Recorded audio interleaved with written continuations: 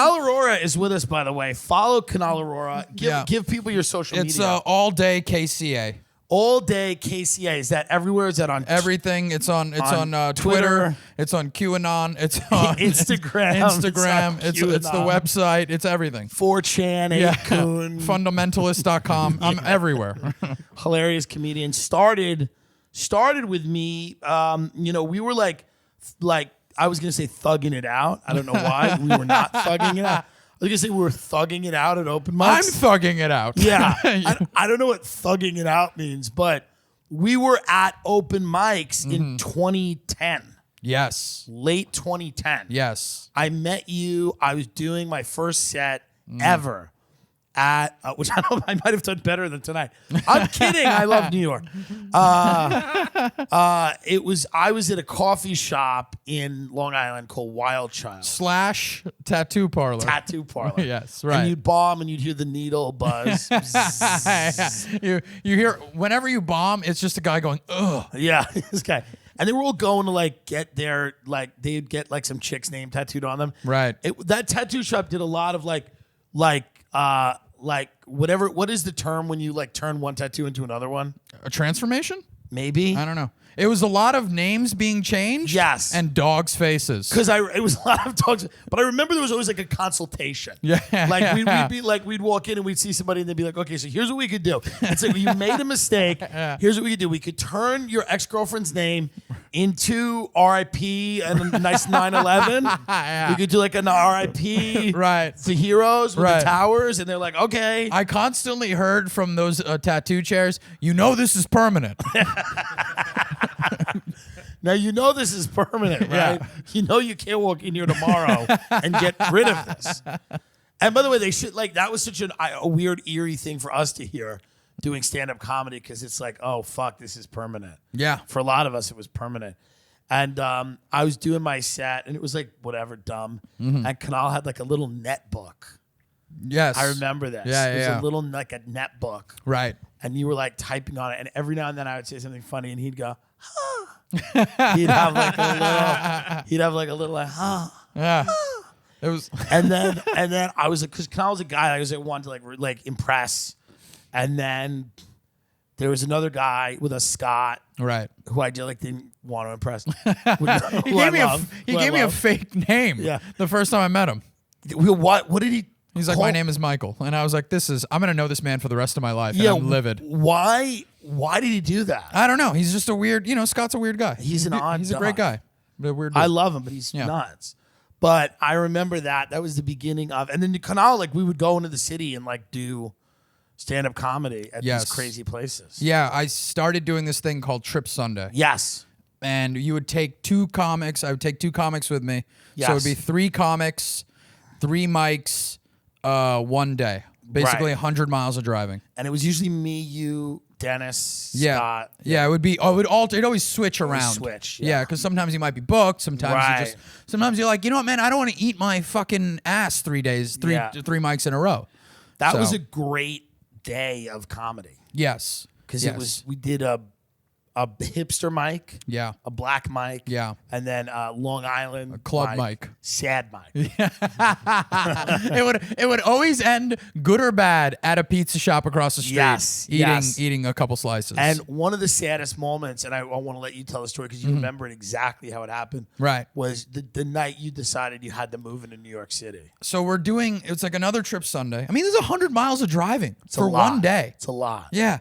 Because we would start in Long Island, or I'd pick you up. Yes. Or you'd come to my mom's place. Yes. And then we shoot into the city. Yes. We do these mics. We're trying to figure out parking, trying to get to these things, and then shoot out to Long Island. And not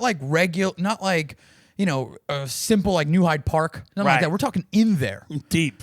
Huntington. Deep. Yes. Yeah. So, and it's not every day would everything work. In fact, most of the times it wouldn't. Right. You're just eating it all day long. So this day, nobody's happy. Yeah. We're in the car. We're now in deep Long Island, Huntington. We had bombed at the hipster mic. Yes. Bombed in the black room. Yes. Yes. And now we're heading back home. Right. And we're now at this mic in Huntington. It's a second floor. It's this place. I think it was called Chesterfield's. Yes. Yeah. And it was like, it had some history to it, but nobody knows what. Nobody knows the history, but everyone always said, this place is known. I think they used to say Eddie Murphy started here. Eddie Murphy started there, which no one knew what that meant. I think Eddie Murphy took the bus that passed by there. I still have no idea what that meant. No clue. But people would be like, have some respect. Eddie Murphy started here. Yeah, but like they have a picture and it's a white guy named Eddie Murphy. Yeah. Yeah, by the way, it's also, these are the most racist people in America telling you that Eddie Murphy started there. Right. I'm like, you're an insanely racist person. Like, they're just taking pride in the accomplishments of like there's a picture of Eddie Murphy, but there's racial epithets scrawled on the glass. Eddie Murphy started here. He should have stayed here. It's like, okay. So we're sitting there, and I'm sitting next to you, and we're just watching people go up. Yeah. And then a guy gets up, and he is a Rodney Dangerfield impersonator. Yes. As to why you need to do Rodney's material at an open mic, right? Beyond me. Yeah. It's already tried. Yes. Yeah. He did it on Letterman. Right. I mean, you know what I mean? He did it on Carson. You're not working anything out. Yeah, you're right. Yeah, it's like, why do you need to retry material on Carson? Does I Get No Respect work? Yes. Yeah, for your audience, it does. For whatever birthday party has hired you, this is going to be fine. Who quality controls Rodney Dangerfield's material? But the guy's up there. He's got the suit. He's got the tie. Yeah. He's shaking the tie. Yeah. I got no respect. Yeah. And then you hear somebody yell from off stage, "What the fuck?" And we look over because we're like, this is an open mic. Nobody should be heckling. Right. It's mostly comics anyway. Yeah. And we look over, and by the door is another Rodney Dangerfield impersonator. Dressed in a suit and red tie, going, "You stole my act." Yeah. In complete earnestness. Yes. No, to the extent to which this is not a joke. Yeah. That it was not, that no one appreciated this in a comedic way at all. The what the fuck was genuine. Yeah. He was shaken to his core. He walked into a Rodney Dangerfield. He saw the other one and was like, "What the fuck?" And he yells from off stage, "Just because I had a heart attack, you think you can do my act?" Yes. Which is Rodney's act, but whatever. Right. Yeah. And I lean over to you and I just whisper, "I'm moving next week." I'm moving to the city. So first of all, one Rodney gets off. The next Rodney, then like they let him go up like right after. Right. Because he's like upset. Yeah. And he does look sick. Like he's older, he's pale. He had legitimately suffered a heart attack. No, he was like in recovery for a cardiac incident. It was not good. So he cuts the line and he goes, "This is how you do it." Right. And does more Rodney material. And then he goes like this. He goes, I'm here. And he goes, I'm recovering from a heart attack. He goes, I don't know if I can still do this. Yeah. And I just want to try this out because it's the way I make money. Yes. And I want to know if I can still do it. So now it's like the added pressure of like, not only and he wasn't that good. No.